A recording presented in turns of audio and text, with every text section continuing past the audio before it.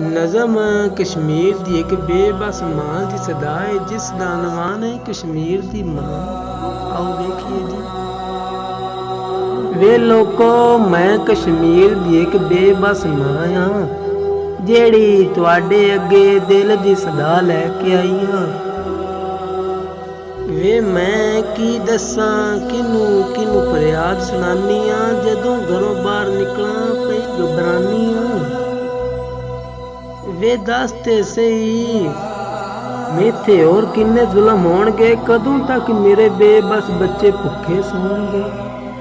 ਵੇ ਦੱਸ ਤੇ ਸਹੀ ਕਦੋਂ ਤੱਕ ਇਹ ਸਾਨੂੰ ਜੀਣ ਨਾ ਦੇਣਗੇ, ਕਦੋਂ ਤੱਕ ਜ਼ਖਮ ਸੀਨੇ ਦੇ ਸੀਣ ਨਾ ਦੇਣਗੇ। ਵੇ ਦੱਸ ਤੇ ਸਹੀ ਕਦੋਂ ਤੱਕ ਇਹ ਸਾਨੂੰ ਇੰਝ ਹੀ ਰਵਾਣਗੇ, ਕਦੋਂ ਤੱਕ ਸਾਰੇ ਮੁਸਲਮਾਨ ਸਾਡੇ ਪਿੱਛੇ ਨਾ ਆਣਗੇ।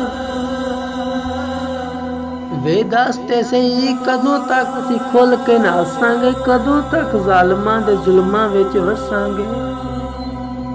ਵੇ ਦੱਸ ਤੇ ਸਹੀ ਕਦੋਂ ਤੱਕ ਇਹ ਸਾਨੂੰ ਖੂਨ ਦੇ ਅਥਰੂ ਰਵਾਣਗੇ, ਕਦੋਂ ਤੱਕ ਸਾਡੇ ਬੱਚੇ ਕੁੱਤੇ ਬਿੱਲੇ ਇੰਝ ਹੀ ਖਾਣਗੇ।